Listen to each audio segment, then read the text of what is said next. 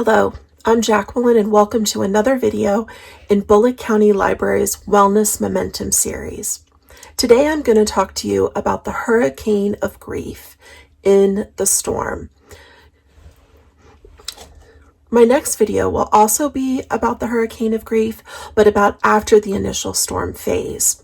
I'm breaking them up this way because the way that we come through our deepest losses in our life often has something to do with where we are in relationship to that particular loss. I don't mean that time heals all wounds. That's not been my experience personally or with clients, but I do believe that over time we change how we choose to carry our losses.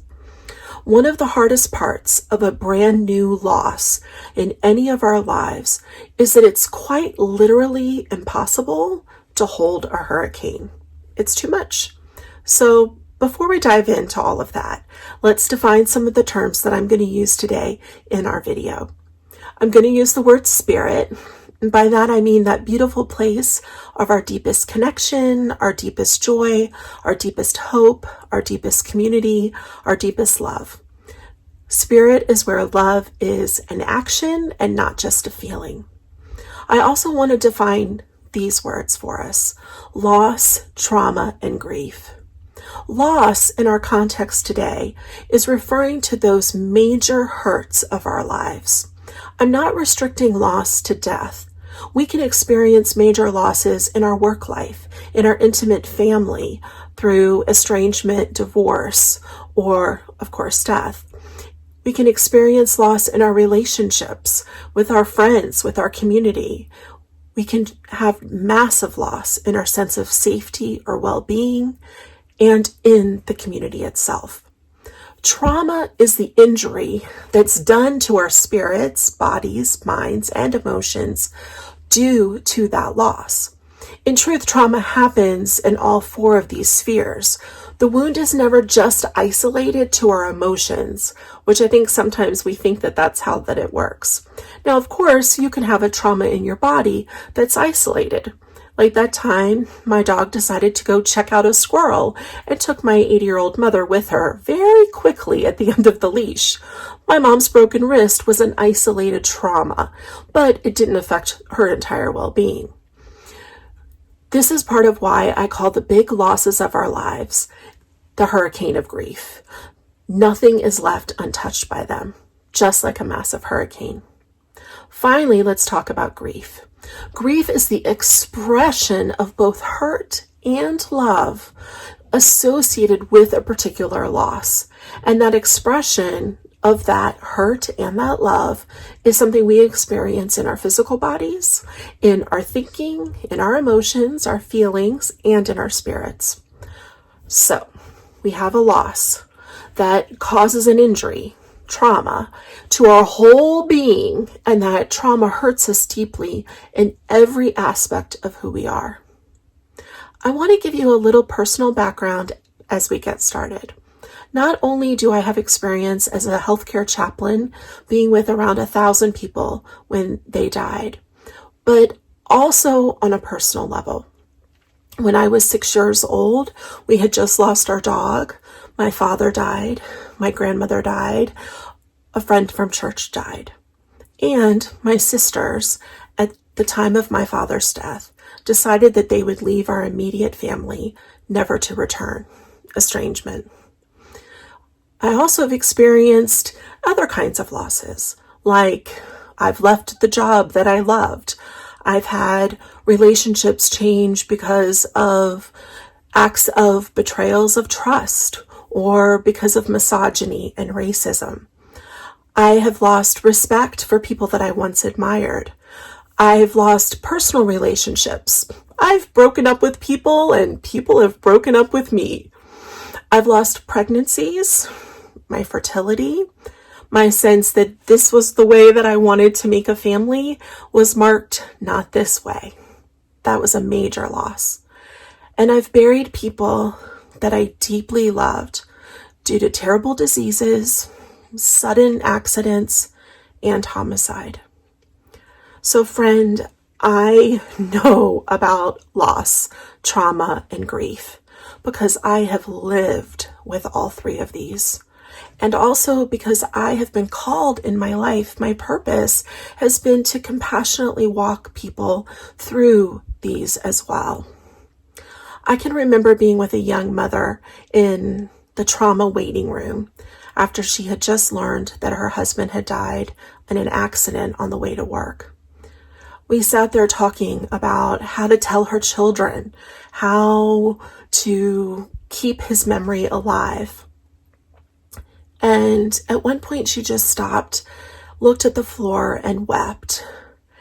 And after a while she said to me, you know, here you are. You've come through this. Your mom clearly did something right. How did your mom do this? I don't even know how to get up and leave the hospital. I don't know how to do it. And I said to her, I think she did it because she believed that she could come through. And so I want to say to you before we dive any deeper that I believe all human beings are capable of coming through the hurricane of grief. I want you to hear that up front because I can, you can. And I think we need to know that. We need to hold on to that hope that not only will you come through, but eventually, not at the beginning, but eventually you will make meaning with the loss. And it will be your choice whether or not you're going to make meaning that will be life-giving to you and to others. But first, horribly first, comes the terrible loss that you cannot change. I think of deep loss as being akin to standing at the shore of a beach just as that hurricane rolls in to shore. You're sometimes standing there and you have great warning. You know somebody's sick or the relationship isn't working out, whatever that is. But sometimes it's just a beautiful sunny Thursday and you think it's going to be like the best day ever and the whole world tilts on its axis. You're right there in the middle of the storm. You didn't ask to be, you didn't want to be, but you are. You do not have shelter from this kind of loss.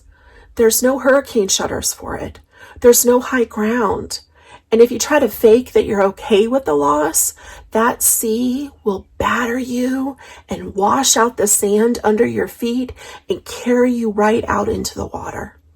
You can assure everyone around you that you're just fine when you're anything but. That's how bad this loss is. You will take breaths, even at the standing at the shoreline in the middle of the storm, and that next wave will hit you so hard with such force that the breath will be knocked out of you. And you're like right back at the beginning. That eye of the storm may pass over you and you think, oh, I think I've got this. It's going to be okay. I'm in a different place now. And then the other eye wall hits and in just one moment, bam, you're back and it's worse than it was before. Friend, beloved, that is normal. I'm going to say that a lot in this video. This is normal. That's what this video is about in a way. To normalize the experience of loss, trauma, and grief so that you don't feel like you're losing your mind and your heart and your body and your spirit, even when it feels like you are. See, the wound of the loss is so great that your whole being will get to work to try to make sense of the loss. Let's start with your brain. It will build a time machine and you will want to get in it and set the date to before the loss happened. And you will push those buttons over and over again. You'll replay the past like an old movie stuck in, you can't get it to stop playing. What you did, what you didn't do, what you think you could have done differently, what you wished happened differently. And the one that is the absolute worst in that is when you think about what other people could have done differently so that the loss would not have happened. We all live with that. So, friend, beloved, your brain is trying to problem solve something that cannot be changed, and that's normal. I want to thank your brain for caring about you so much that it's working extra hard to try to figure out how to make that loss different. That time machine is often fueled by our feelings. We can feel anger, hurt, despair, hope, abandonment, closeness, rage. All of that comes into play. We can feel all the feelings, and sometimes we feel them all at once. Shame and guilt, fueled by our old friend should, I should have done, they should have done, the doctor should have done. They keep hitting that replay button in the time machine. But it doesn't work that way, does it? We can't go back and change the outcome, and we can't change our feelings about it either. We're still breaking up and brokenhearted. Our loved one has still died, and we miss them with everything in us. Our job is still over, and our purpose feels utterly questioned. Our baby is not coming home from the hospital with us, and the empty arms and empty life are absolutely crushing. Our community is still not just for all people, and there is agony carried in anybody receiving that lack of justice and equality. Friend, my beloved friends, your feelings are based in the reality of your loss. They don't need anything from you but tenderness. Tenderness from others, tenderness from yourself. And when they scream for your attention, I want to invite you to just listen. Don't try to get away from them. Pay attention. Here's a quick way you can do that. Put one hand over your heart, one hand above your belly button. And you just can lay on the bed or sit in the chair, close your eyes or keep them open and say, hello to your feeling, rage, anguish, hurt, whatever it is. I see you. I feel you. I feel you in my DNA. It's okay to be full of this feeling right now. Of course I am full of this feeling right now. I have lost something major. I'm listening. We feel this truth of our loss in all of our beings, in the literal fiber of who we are. We're more exhausted and wide awake than we've ever been in our lives. We can have nightmares and we can have dreams that feel so utterly real. Our hearts beat faster and our bodies move slower. Everything is molasses and fire. We can't concentrate, but that one person says something like, well, it's for the best. Oh my heavens, and we remember every single nose hair that they have in vivid detail. Our bodies start to act out. They can't eat. They need extra food in order to function. They only want to sleep in the middle of the day, but you can't rest if it's dark outside. They hurt. All of a sudden your right pinky toe feels like it's going to fall off, or maybe your ears start to ring, or you can't lay on your left side. You poop too much or you don't poop at all. My friend, beloved, your body is taking in the wound just like a physical trauma, and it's sending all sorts of signals to try to heal the wound. That's normal.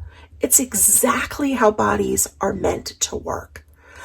Be gentle with your body. Listen to it.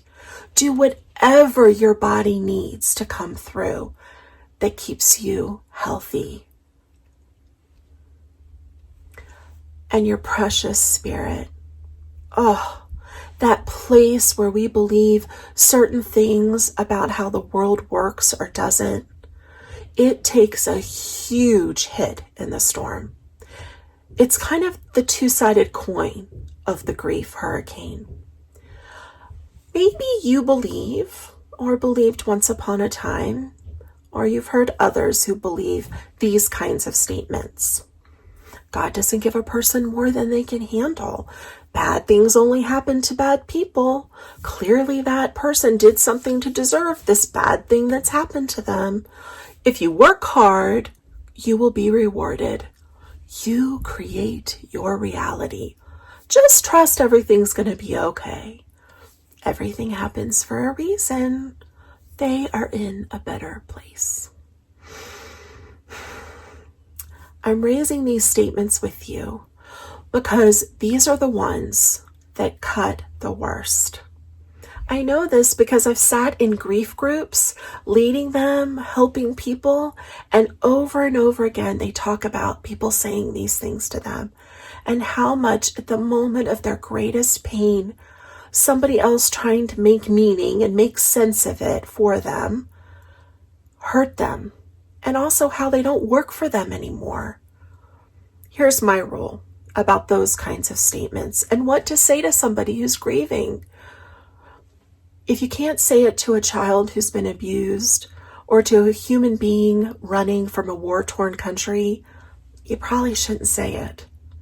But what you can say is, I don't understand what you're going through, but I see that you're hurting and you're my beloved, and it matters to me that you're in so much pain. I'm going to check up on you.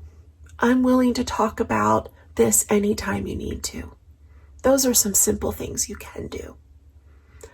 Our spirits are left utterly confused, and that's that place of where kind of we get the bewilderment and anger kind of mixed together. And so the things that gave you meaning in a certain way at a certain point in your life can be utterly challenged when you go through trauma and grief. Or another way to put that is that those things you once believed can be invited to be challenged and reconsidered, and you might want to re-examine them. And that's normal too. Also, this is the second side of that coin. Your spirit and spirituality, the way you make meaning in life, may offer you brief periods of refuge in the storm in a major loss. But it's also okay if they don't. For me, they have. I look back at my deepest losses and I see love writ large. I see the thousands of dragonflies flying all around us when we buried my loved one who was murdered. I see the kind pastor of our church taking 6-year-old me out to lunch after my dad died. I see one of my best friends standing in the yard hugging me when yet another adoption match failed. And I hear the voice of my best beloved in one of the most difficult times of my life say to me, Jacqueline, you do not have to take care of me right now. I'm just here for you. And I want you to know that I can hold whatever it is you need to say. Love writ large. Beloved, you don't have to get the spirit or spirituality part right. There's no test. There's no right or wrong in the hurricane. There's just living through it. This is what it means to be in the hurricane of grief. First comes the loss. Then comes the wound of the loss. Then comes the aching because of how much you've loved, how much you've invested, how much you've lost. And then there comes the living with it. That's the next video. That's grief. It's the storm surge. It draws us out to sea with the force of our loss and trauma and comes barreling right back down on us. Maybe after the funeral, after the last box of your former beloved's life with you is packed into the moving truck as they leave, or seat belted into a box in your back 40 of your car with all those pieces of your life from work that just won't mean the same thing anymore. Beloved friend, this is normal, that surge. And if not one part of all of this normalcy I keep talking about this hurricane of grief doesn't feel like it fits, that's okay too. You know, we're pretty unique individuals, and pain is something that we experience in a really unique way. We experience loss and trauma and grief, not just individually, but also communally in different ways. I think, for instance, of like my Black siblings or my Buddhist siblings or my Puerto Rican siblings will all have different communal ways of understanding and processing loss. The quiet solemnity of a Korean funeral is very different than the loudness at an Irish Catholic wake, right? So give yourself permission to come through as you need and as your community inspires. And that's the first rule of grief: survive. In all of my years and all of those deaths, I have seen a lot of things, trust me. But I've never seen one thing in particular, and that is I've never seen anyone instantly die of heartbreak. Now, maybe it's happened. And sure, long-term couples often will die close to one another. But by and large, there's this extraordinary miracle of being a human being, that we can be in the hurricane of grief and we live through it over and over, generation after generation. We human beings are pretty resilient. The second rule of the grief hurricane is do no harm to yourself or to others. Keep telling yourself in the storm, of course this is horrible, it has to be. I've loved, I've invested, I've had my whole being broken by this loss. This everything, this feeling of spinning out is utterly normal. And that brings us to the third rule, and probably the hardest one of all. You have to trust. You have to trust yourself. You have to trust your body by listening. You have to trust your spirit and your resilience and your feelings. Trust the history of all of our ancestors who have come through the absolute worst and survived.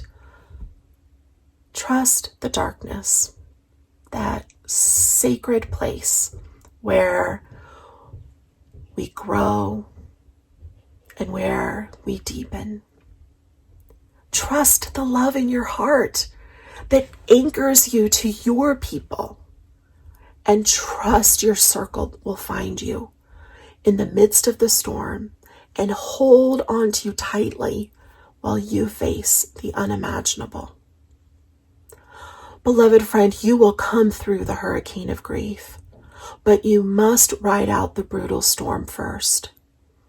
In part 2, we're going to talk about what comes next, but don't push it. There's no need. Until then, I'm holding you in my heart and with my strong hand. One final note. I believe the best kind of reading in the midst of especially the initial phase of grief is fiction and nonfiction about grief.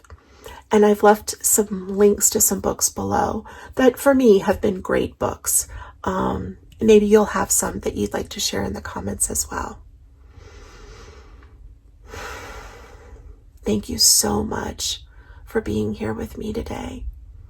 I'm thinking of you, even if I don't know your name, that you're standing at the shore. May your circle find you.